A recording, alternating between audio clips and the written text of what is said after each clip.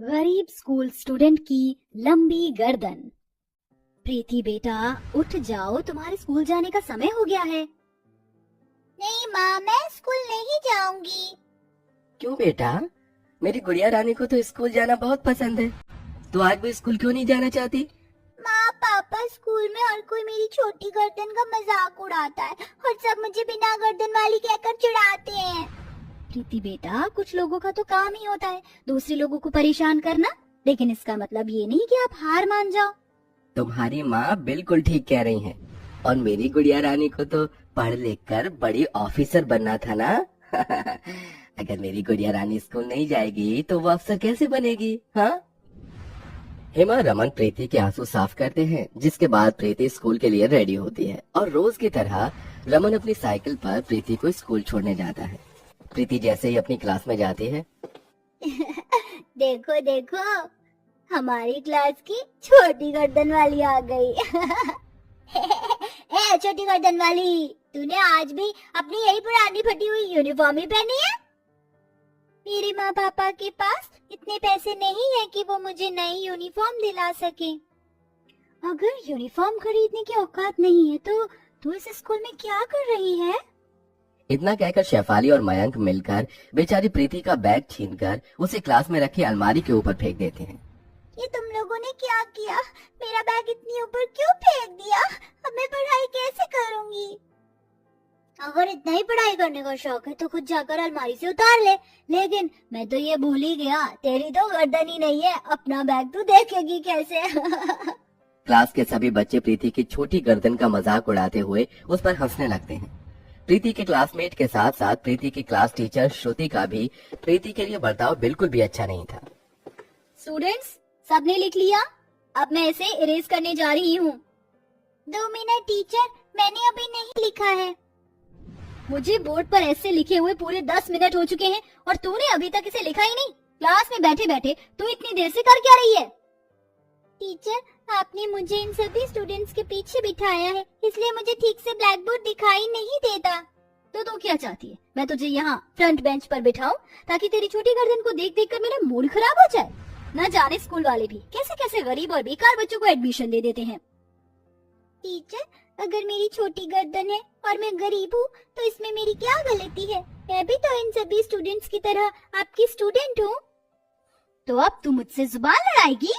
श्रुति अपनी टेबल पर रखी हुई छड़ी उठाती है और सीधा प्रीति के पास जाकर उसे बेरहमी से मारना शुरू कर देती है। बहुत दर्द हो रहा है। छोड़ दीजिए मुझे। आज तो मैं तुझे नहीं छोड़ूंगी। बड़ा शौक है ना तुझे मुझसे जुबान लड़ाने का? श्रुति प्रीति को मार मार कर उसके हाथ पैर लाल कर देती है। प्रीति को ऐसे दर्द से रोता देख सभी बच्चे उस पर हंसते हैं। प्रीति को इतना मारने के बाद भी श्रुति नहीं रुकती और प्रीति से ग्राउंड के पूरे कड़ी धूप में 50 चक्कर लगवाती है, जिससे प्रीति की हालत और खराब हो जाती है। प्रीति के लिए ये सब कुछ नया नहीं था। हर दिन प्रीति को उसकी क्लास में इन्हीं सब चीजों का सामना करना पड़ता था। स्टूडेंट, आज की क्लास यहीं खत्म होती है। ए छोटी गर्दन वाली, हमारे जाने के बाद सारी क्लास को अच्छे से साफ कर देना। मैं? और नहीं तो क्या, फीस तो तेरी कभी टाइम पर आती नहीं, इसलिए अब से तू रोज क्लास की सफाई करेगी। और अगर ये बात तूने किसी को भी बताई ना तो तेरी ये जो बची कुची गर्दन है ना, इसे भी खत्म कर दूंगी। सभी स्टूडेंट्स और टीचर क्लास से चले जाते हैं, जिसके बाद बेचारी प्रीति देर तक स्कूल में रुककर अपनी सारी क्लास को साफ करती है। प्रीति रोज रोज के इन अत्याचारों को सहकर थक चुकी थी। सारी क्लास साफ करने के बाद प्रीति रोते हुए एक जंगल में चली जाती है और बड़ी सी चट्टान पर बैठकर खूब रोती है। भगवान जी, आपने क्यों मुझे इतनी छोटी गर्दन दी? सब लोग मेरा कितना मजाक उड़ाते हैं। मैं तो बस पढ़ लिख कर अपने माँ पापा का नाम रोशन करना चाहती हूँ, लेकिन हर कोई मुझे परेशान करता है। प्रीति चट्टान पर बैठी रो ही रही होती है कि तभी उसके पीछे की झाड़ियों में से कुछ आवाज आने लगती है। कौन है वहाँ? सामने आओ मेरे। प्रीति जैसे ही झाड़ियों को हटाती है तो देखती है कि वहाँ एक शेर जख्मी हालत में पड़ा है।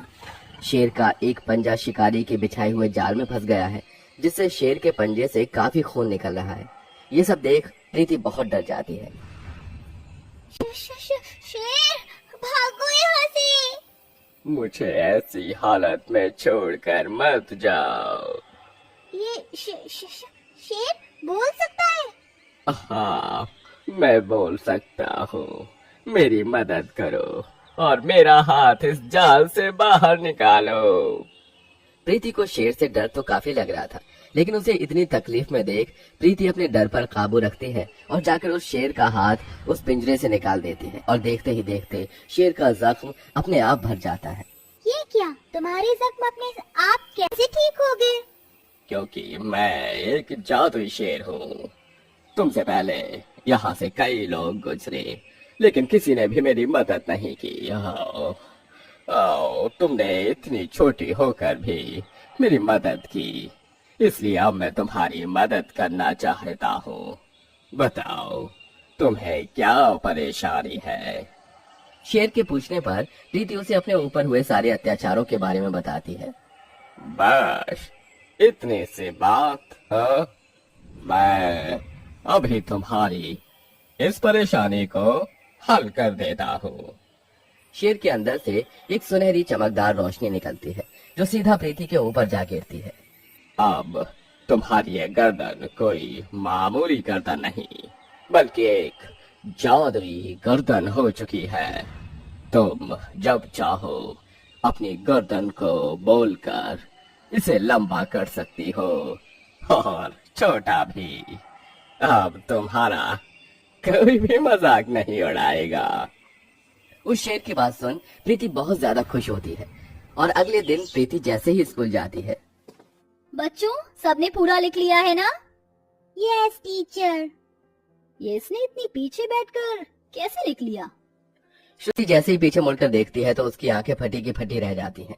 प्रीति ने जादू का इस्तेमाल कर अपनी गर्दन को किसी सीढ़ी की तरह लंबा कर लिया था, जिसके चलते वो पीछे बैठकर भी आसानी से लिख पा रही थी। चुड़ैल, कल तक तो उसकी गर्दन थी नहीं और आज इसकी ये सांप जैसी गर्दन कहाँ से आ गई? क्या हुआ टीचर, आप क्या मुझसे डर गई? आज तक तो आप मुझे डराती थी और आज मैंने आपको अपनी लंबी गर्दन से डरा दिया। ये कहकर प्रीति जोर जोर से हंसने लगती है, जिसे देख श्रुति डर के मारे क्लास से भाग जाती है। अगले दिन आज तो हमने तुम्हारा बैग फिर ऊपर फेंक दिया है, अब तुम इसे नीचे कैसे उतारोगी? अगर तुम चाहती हो कि हम तुम्हारा बैग नीचे उतार दें, तो तुम्हें हमारे जूते साफ करने होंगे। इसकी कोई जरूरत नहीं है, अब तो मैं अपना बैग खुद भी ले सकती हूँ। ए मेरी जादुई गर्दन, चल जल्दी से लंबी हो जा। प्रीति के इतना बोलते ही फिर से उसकी गर्दन लंबी हो जाती है और वो अपने मुंह से ही अपना बैग अलमारी से नीचे उतार लेती है और अब प्रीति की लंबी गर्दन पूरी क्लास में घूमने लगती है, जिसे देख क्लास के सभी बच्चे डर जाते हैं। डायन के लंबे बाल तो सुने थे, लेकिन ये इसकी इतनी लंबी गर्दन कैसे हो गई? ये तो कोई भूत है। क्यों, अब आया ना मजा? अब परेशान करोगे मुझे फिर कभी दोबारा? नहीं नहीं नहीं, हमें छोड़ दो, हम तुम्हें कभी परेशान नहीं करेंगे। सभी बच्चे डर के मारे क्लास के बाहर भाग जाते हैं, जिसके बाद प्रीति फिर से अपनी गर्दन छोटी कर लेती है। प्रीति को अब जब भी कोई परेशान करता, प्रीति अपनी लंबी गर्दन से उन्हें अच्छा सबक सिखाती। ए छोटी गर्दन वाली, मेरा मतलब प्रीति, हमारे जाने के बाद सारी क्लास अच्छे से साफ कर देना, ठीक है? जरा भी गंदगी नहीं दिखनी चाहिए। ठीक है टीचर। श्रुति बैग उठाकर सीधा वॉशरूम में जाती है और शीशे में खुद को देखते हुए लिपस्टिक लगाने लगती है कि तभी शीशे में श्रुति को प्रीति की लंबी गर्दन दिखाई देती है, जिसे देख वो काफी डर जाती है। तुम यहाँ क्या कर रही हो? टीचर, वो आपकी फाइल क्लासरूम में ही छूट गई थी, इसलिए मैंने सोचा कि मैं आपको बता दूं। प्रीति की बात सुन और उसकी लंबी गर्दन को देख बेचारी श्रुति वहीं बेहोश हो जाती है और ऐसे ही कई दिन गुजर जाते हैं। एक दिन प्रीति जैसे ही अपनी क्लास में जाती है तो सभी बच्चे मिलकर उसके हाथ पैर और गर्दन पकड़ लेते हैं। छोड़ो मुझे, छोड़ो, ये क्या कर रही हो तुम लोग? आज हम तुझे नहीं छोड़ेंगे, बहुत परेशान कर लिया तूने अपनी इस लंबी गर्दन से हमें, लेकिन अब और नहीं। छोड़ो मुझे, छोड़ो मुझे। ए मेरी जादुई गर्दन, जल्दी से लंबी हो जा। प्रीति के इतना बोलते ही उसकी गर्दन फिर से लंबी हो जाती है और प्रीति अपनी गर्दन से उन सभी बच्चों को पकड़कर हवा में लटका देती है। हम गिर जाएंगे, हमें छोड़ो, हमें नीचे उतारो। मम्मी, पापा, कोई बचाओ हमें, हम गिर जाएंगे। सभी बच्चों के चिल्लाने की आवाज सुन श्रुति जैसे ही क्लास में आती है। हे भगवान, प्रीति, ये तुम क्या कर रही हो? छोड़ो बच्चों को। इन्हें देखकर तो आपको इनका दर्द महसूस हो गया, लेकिन क्या कभी आपको मेरा दर्द महसूस नहीं हुआ? मेरी छोटी गर्दन है तो इसमें मेरा क्या कसूर। सभी बच्चे यहाँ मेरा मजाक उड़ाते थे, वहाँ उन्हें आपको समझना चाहिए था, लेकिन आप तो उन्हीं के साथ मिल गई। क्या ऐसी टीचर होती है? प्रीति, मैं जानती हूँ जो मैंने किया वो बहुत गलत था, लेकिन अब मुझे मेरी गलती का एहसास हो गया है। प्लीज इन सभी बच्चों को नीचे छोड़ दो। हाँ प्रीति, अब से हम तुम्हें कभी परेशान नहीं करेंगे और तुम्हारे अच्छे दोस्त बनकर रहेंगे। प्रीति, हमें माफ कर दो और हमें छोड़ दो। सभी को माफी मांगता देख प्रीति उनको स्कूल में प्रीति की छोटी गर्दन का मजाक नहीं उड़ाता था और फिर सभी उसके अच्छे दोस्त बनकर रहते थे।